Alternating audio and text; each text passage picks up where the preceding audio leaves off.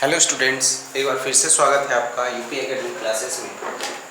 आज हम लोग केमिस्ट्री कक्षा 12 के विलयन चैप्टर से, जो इससे पहले हम लोगों ने पढ़ा हुआ है, मोलरता, नॉर्मलता, मोल प्रभाज, इस तरह से, तो इनके कुछ न्यूमेरिकल्स देखेंगे। उसके बाद न्यूमेरिकल्स पढ़ लेने के बाद हम लोग का जो अगला वीडियो बनेगा, जो अगला टॉपिक होगा, वो होगा अणुसंख्य गुणधर्म का इम्पॉर्टेंट पॉइंट होगा।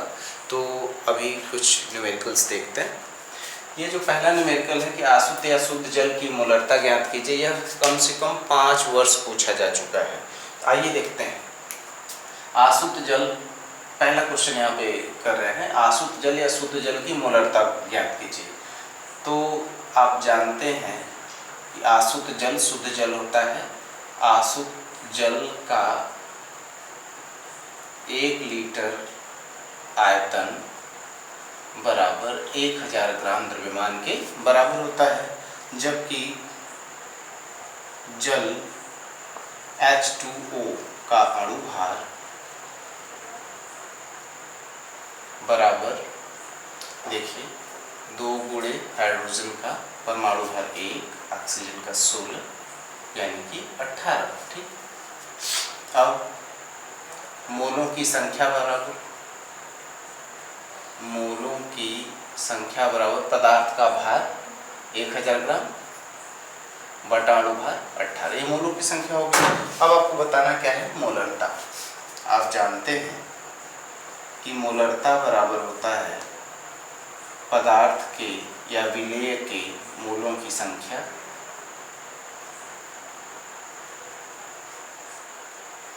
विलेय के मोलों की संख्या बटा विलयन का आयतन लीटर में। तो विलेय के मोलों की संख्या कितनी है, आप देख रहे हैं, मोलों की संख्या है 1000 बटा 18 और आयतन लीटर में 1 लीटर। ठीक, तो ये हो जाएगा 55.55, तो इसको 6 लिख लें, 55.56 आंसर मोल प्रति लीटर। ये पहला क्वेश्चन है जो बहुत आसान है और कई वर्ष पूछा है, इसलिए इसको ध्यान दीजिए। अब अगला क्वेश्चन देखते हैं, क्वेश्चन नंबर 2। क्वेश्चन नंबर 2 कह रहा है कि 8 ग्राम NaOH 450 ml विलयन में घुला है, तो विलयन की मोलरता ज्ञात कीजिए। यहाँ पे विलयन की नॉर्मलता भी पूछ सकता था। आइए देखते हैं।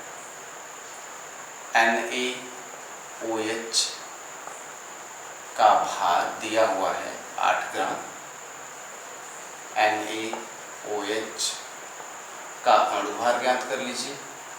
अणुभार Na 23, ऑक्सीजन 16, हाइड्रोजन 1। देख लीजिए,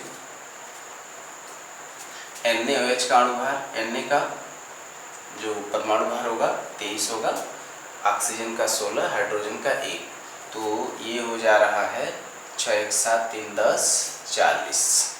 ठीक, अब इसके मोलों की संख्या, मोलों की संख्या पदार्थ का भार बटा अणु भार 40, यानी कि 1/5। देखिए, कह रहा है कि 450 ml विलयन में घुला हुआ है, तो मोलरता बताना है।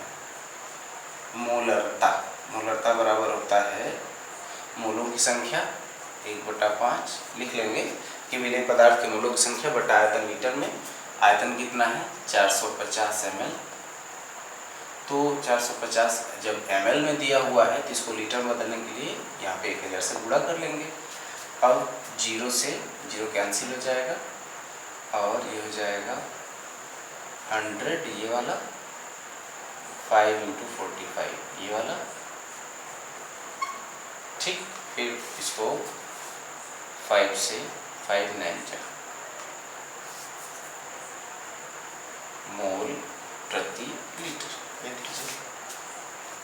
ठीक, इसके बाद क्वेश्चन नंबर 3 देखते हैं।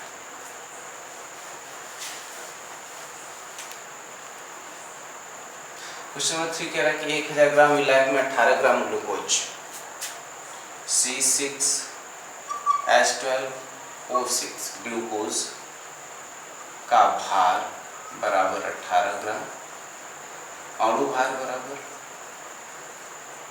देखिए 6 गुणे कार्बन का 12 प्लस 12 गुणे हाइड्रोजन का 1 प्लस 6 परमाणु ऑक्सीजन का है 16, हो जाएगा 72, 12, 96, 180, 180।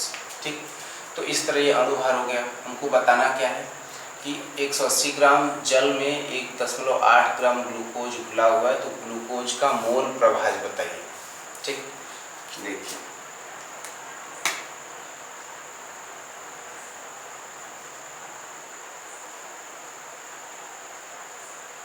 इसके मोलों की संख्या स्मॉल एन से मोलों की संख्या और भार बटा अणुभार, इसका भार कितना लिया गया 18 ग्राम, अणुभार 180 है यानी कि 1/10 ये हो गया।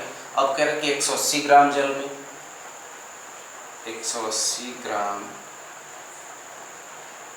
जल के मोलों की संख्या, भार बटा अणुभार 180/18 यानी कि इसके 10 मोल हो गए। कैपिटल एन की वैल्यू है 10, स्मॉल एन की वैल्यू है जो है 1/10। आपको पूछा क्या है, आपसे पूछ रहा है कि मोल प्रभाज।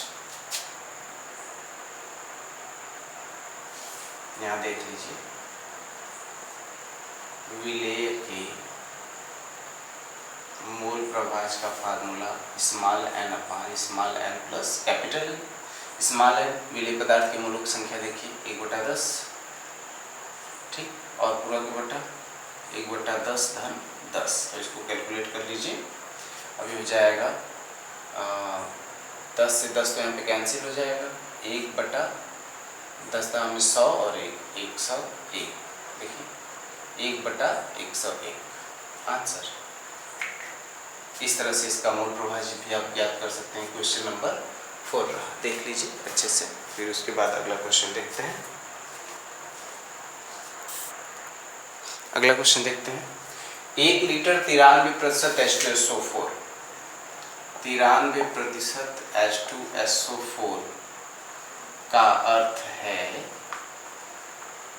कि 100 ml विलायक में 100 ml विलायक में H2SO4 बराबर 93 ग्राम। ये ठीक 100 ml विलायक में H2SO4 93 ग्राम घुला हुआ है, इसको भार आयतन प्रतिशत कह रहे हैं। इसकी मोललता क्या होगी, जबकि घनत्व 1.84 ग्राम प्रति मिली दिया है। ध्यान दीजिए, तो अब जानते हैं घनत्व बराबर द्रव्यमान बटा आयतन, इसलिए द्रव्यमान बराबर घनत्व गुणे आयतन। इन पूरे 100 ml विलयन का पूरा जो है भार इसका क्या होगा, घनत्व कितना दिया हुआ है 1.84, आयतन कितना है 100 ml है, 100 ml यानी 184 ग्राम। अब पूरे विलयन का द्रव्यमान 184 ग्राम, जिसमें 93 ग्राम H2SO4, तब विलायक कितना उपस्थित है, विलायक हो जाएगा आपका 184 ग्राम में से 93 ग्राम को घटा दीजिए, ठीक, 4 में से 3 गया 1, 9, 91 ग्राम, अर्थात इसको केजी में बदल लीजिए, तो ग्राम है तो 1000 से जो भाग कर लेंगे तो 0.091 केजी, 0.091 केजी, ठीक। अब यहाँ से ठीक है, अब यहाँ से आप देखिए कि हमको क्या बताना है, मोललता। मोललता बराबर विलेय के मोलों की संख्या